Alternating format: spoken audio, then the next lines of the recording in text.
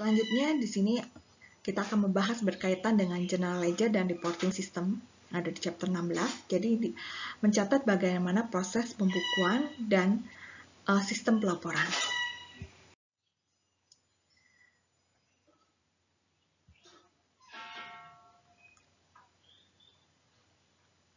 Oke, kita mencatat di sini atau melihat bahwa tujuan daripada proses informasi untuk operasi yang berkaitan dengan general ledger dan menghasilkan laporan untuk internal dan pengguna eksternal juga. Di sini kita mengidentifikasikan juga untuk ancaman utama pada saat general ledger dan aktivitas pelaporan dan mengevaluasi kecukupan daripada kontrol yang bervariasi untuk prosedur berkaitan dengan hal itu. Nah, untuk memahami juga teknologi baru yang dikembangkan seperti XBRL dan perubahan dari pelaporan eksternal yang diminta seperti IFRS dan desain operasi untuk general ledger dan reporting system, dan mendiskusikan bagaimana akuntansi pertanggungjawaban dan juga brand scorecard dan bagaimana juga grafik yang digunakan untuk menyajikan informasi yang diperlukan manajer untuk memonitor daripada kinerja secara efektif. Nah, untuk general ledger dan proses sistem pelaporan, berarti di sini ada beberapa proses yang ada di dalamnya, yaitu mengupdate daripada nilai general ledger dan juga akunnya, dan memposting jurnal penyesuaian, menyiapkan laporan keuangan, dan menghasilkan laporan bagi manajerial. Nah, kita lihat di sini proses yang tergambar di konteks diagram untuk general ledger dan sistem pelaporan. Untuk general ledger dan sistem pelaporan ini berkaitan dengan revenue cycle atau siklus pendapatan, siklus produksi, siklus pengeluaran, siklus penggajian, dan juga bagian direktur anggaran, ya. Di sini sehingga berkaitan dengan treasurer, manager, pengguna eksternal, dan controller. Dari siklus pendapatan di sini ada penjualan dan untuk dokumennya itu ada dokumen penerimaan kas, dan juga untuk siklus produksi ini untuk biaya daripada manufakturnya, yaitu biaya-biaya bahan baku. Untuk siklus biaya bahan baku barang dan proses, dan berkaitan dengan gaji karyawannya ini berkaitan siklus penggajian, ya, untuk siklus beban gaji dan upah, dan untuk angka-angka anggarannya berkaitan dengan direktur anggaran, ya, nilai anggaran dan laporan anggarannya, dan siklus pengeluarannya itu berkaitan dari pembelian bahan-bahannya dan laporan pengeluaran kas, ya. Untuk yang di aktivitas yang dilaporkan ke treasurer di sini adalah berkaitan dengan aktivitas untuk entry jurnal yang diinvestasikan, dan juga jurnal penyesuaian untuk kegiatan keuangannya. Ini juga laporan ini sampai ke manajer, external user, dan controller tersebut selain treasurer. Lalu kita lihat untuk yang lebih detail, ini yang level 1, ya. Jadi prosesnya di sini dari update general, tadi yang konteks ini level 0, update general ledger prosesnya, lalu memposting jurnal penyesuaian, menyiapkan laporan keuangan, dan menghasilkan laporan untuk manajerial produksi. Jadi di sini untuk update general ledger berarti ada dari subsistem bagian akuntansi dan bagian entry journal ini dari treasurer. Ini dokumennya adalah journal voucher. Langkah kedua adalah memposting adjusting entries. Di sini dokumennya general ledger dan laporan keuangan trial balance dan adjusting entries. Di sini dari penyiap laporan keuangan yang membuat nyusun laporan keuangan, ada jurnal penutup juga, sehingga yang selama posting di sini ada dokumen adjusted trial balance financial statement untuk external user. Dan terakhir yang keempat adalah laporan untuk manajer produksi, ya. Ini budget plan, budget and report ini untuk manajer, budget plan untuk direktur anggaran. Sedangkan bagian controller di sini menerima laporan keuangan dan adjusting entries diberikan ke bagian posting, ya. Nah, ancaman dan pengawasannya kita lihat di sini ancamannya adalah ketidakakuratan ketika mengupdate general ledger, angkanya ada yang salah misalnya gitu ya. Jadi di sini dipastikan ada pengawasan integritas daripada data yang di-entry, sehingga di-entry ini cukup satu kali, tinggal mengambil data yang sudah di-entry sebelumnya. Jadi data yang di-entry itu sudah dipastikan sesuai dengan bahan baku yang dibeli misalnya ya.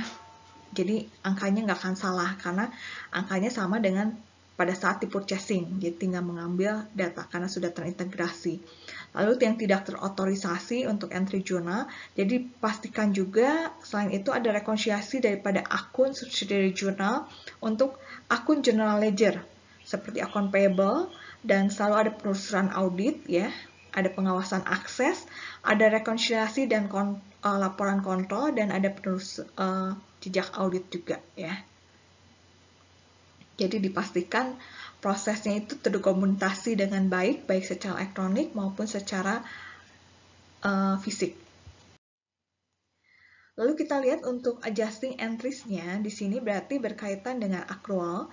Di sini untuk membuat di akhir, di periode akuntansi merefleksikan kejadian yang terjadi dari laporan keuangan, seperti untuk biaya. Nah, untuk deferral ini pada akhir periode akuntansi merefleksikan juga perubahan daripada nilai cash kinerja-kinerja berkaitan dengan yang ada kaitannya seperti sewa ya. Untuk deferral dan estimasi dipastikan juga porsi daripada biaya dibebankan sesuai dengan angka periode akuntansi terjadinya, contohnya penyusutan ya. Untuk masa manfaat suatu barang diestimasi misalnya fix asetnya 10 tahun, berarti disusutkan depresiasinya selama 10 tahun ya. Dengan metode apa? Misalnya garis lurus apa saldo menurun. Lalu revaluasi, menilai kembali untuk merefleksikan perbedaan antara aktual dan yang dicatat untuk nilai aset ketika perubahan pada prinsip akuntansi. Koreksinya dengan di sini jika ada pencatatan yang terjadi untuk counteract efek error yang ditemukan dari general ledger.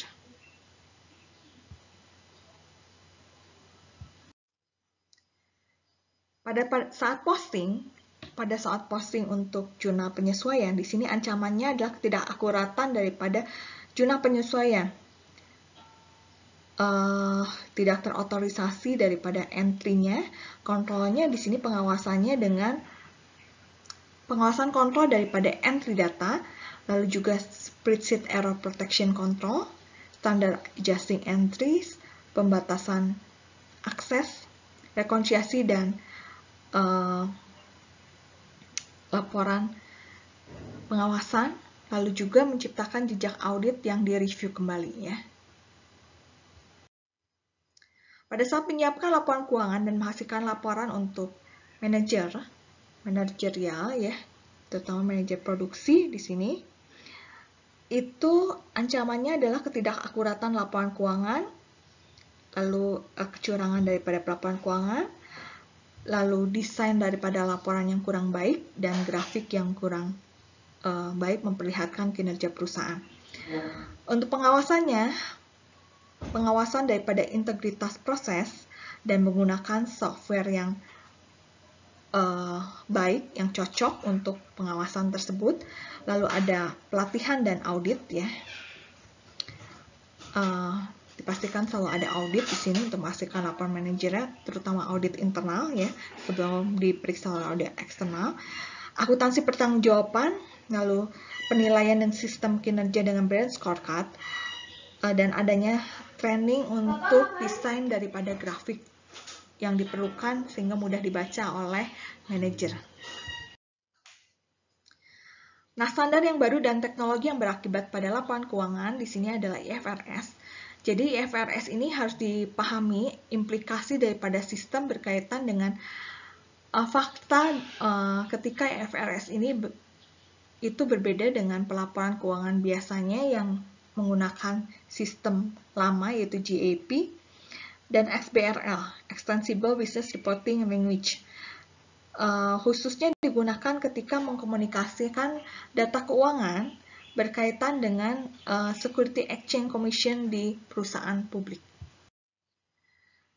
Evaluasi kinerja di sini berkaitan akuntansi pertanggungjawaban.